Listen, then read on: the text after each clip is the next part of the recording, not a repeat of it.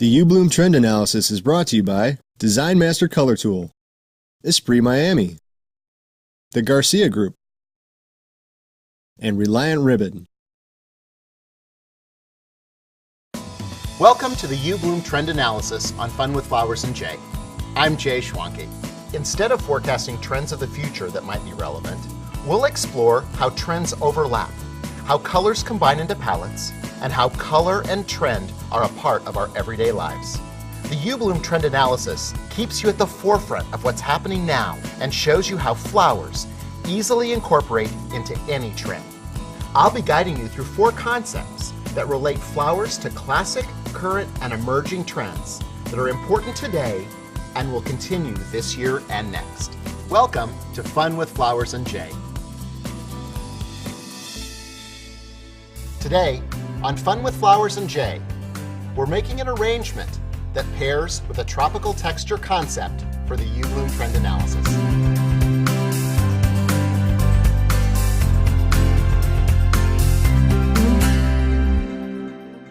Today, we'll create our arrangement for tropical texture. Our first step is to create the container. For today's container, we'll actually be using a combination of containers that will build up with foam and place them on top of one another so that we have an entire stack of containers. I loved these porcelain containers from giftwares, but the color isn't right, and I want to make sure that I add texture to the surface that we have. So we'll use a great technique using Design Master's new Tangerine. First, I have a plastic bag. I'll just wad that plastic bag up around my hand. What I'm going to do is I'm going to use the plastic bag to move the pigment around on the container itself. So our first step is to shake our can of paint, point our nozzle towards the black dot. That ensures we get all the paint out of the can. Then we'll put a heavy coating of paint on the surface. That's such a great color. And then we'll move the pigment around using our plastic bag. The result is a great looking finish that has a lot of texture. Don't rub it around too much, and also don't use too little of paint, because I love the way that it's puddling up in those surfaces and the way I'm getting that great texture. We'll do that to both of these. We'll be using floral foam. I've soaked the floral foam in flower nutrient, and I also chose to use the deluxe variety, which is a harder foam, so that I can use it to support my entire arrangement. We'll cut 2/3 of a block, and we'll cut another 2/3 of a block. We'll shave off the corners so that we can get it over nice and tight. Shave off the corners on this side.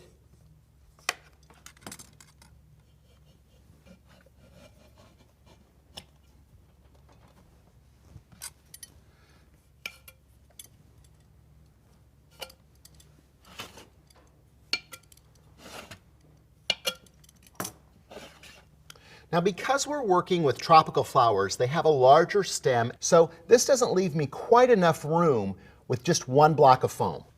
So we're going to bring another block of foam in and place it on the center.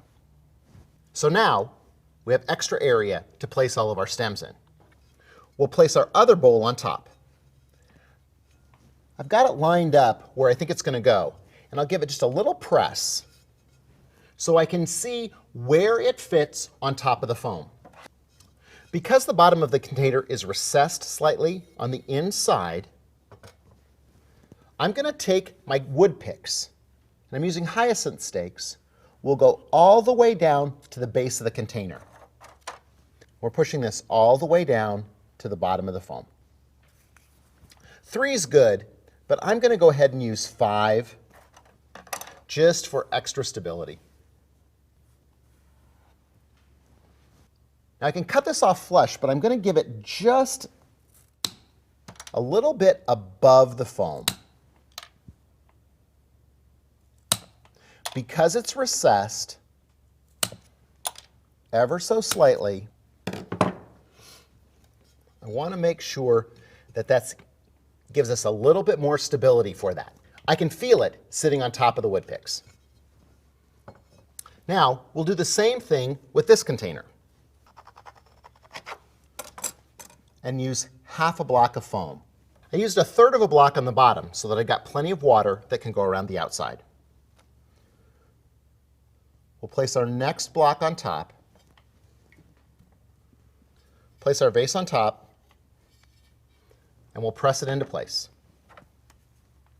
Then, we'll place our sticks down through the foam. I'm always using the flat end and taking the flat end all the way to the bottom of the container. In this case, I'm going to cut them off completely flush. The great part about this arrangement is it'll come apart in 3 pieces, which allows us to transport it to another location. It would be great for a wedding or special event. Plus, it can also be mobile, and different pieces can be moved around the room if we want a different effect. The flowers and colors that we'll be working with today fall into our color palette. The color palette has red and orange. It has fuchsia. It has hot pinks. All of those colors that evoke a tropical experience. At the same time, we have interesting tropical flowers too, like ginger, parakeet heliconia, and even lobster claw heliconia. We've got bird of paradise and Banksia protea. That's tropical texture. And beautiful pin cushions, as well as roses and hypericum. So we're always thinking about tropical textures as this goes together. My first step is to add the palm leaves, which helps define the overall space that the entire arrangement will take up. My next step is to use the giant lobster claw heliconia. Now this is a big stem, so what I'm doing is I'm cutting it closer to the top, and then I'm pulling away pieces of the stem till I can get down to the actual stem itself. You'll still notice that it's a broad stem, so what I've done is beveled it on 2 sides. That way, when I stick it into the foam, it's going to wedge itself down into the foam and be secure. It's important that those are my first 2 placements, because if I don't make those first, there won't be room for them later on.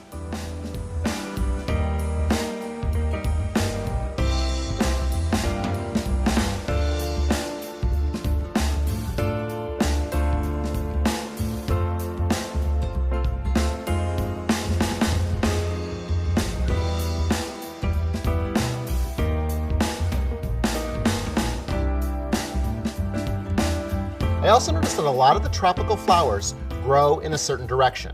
So we're going to use the opposing angles of the ginger and the bird of paradise, and we'll use them going up rather than going out and down. That's going to add the focus to the center of our arrangement and the tower that we'll create.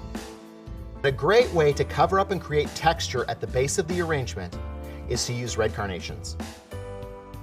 My last step with this arrangement is to place the container in the center.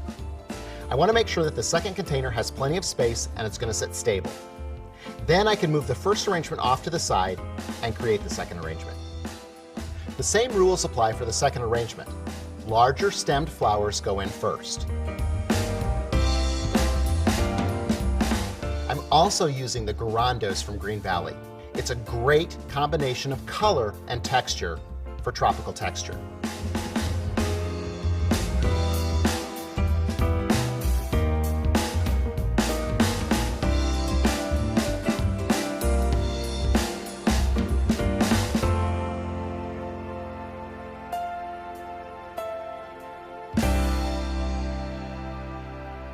Again, I fit my third container into the arrangement after I'm finished to make sure it's going to be able to be placed exactly where I want it. If I need to adjust a few flowers, I can do so that they don't obstruct my final arrangement.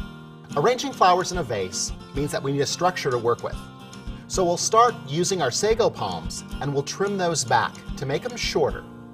I've cut them and then I've peeled away the fronds so that there won't be any leaf and foliage below the waterline. The next step is to use my hypericum. It's a great stem that will also add structure to the vase.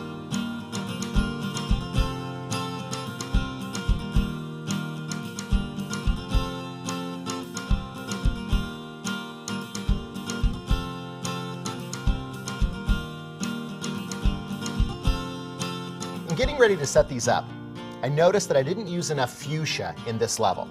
So I'm going to go back in and add some of these beautiful Green Valley Gerbers. So we start with our first one, and our second one's going to go into place. Now notice I have my Birds of Paradise up here, and that's going to fit in there nicely.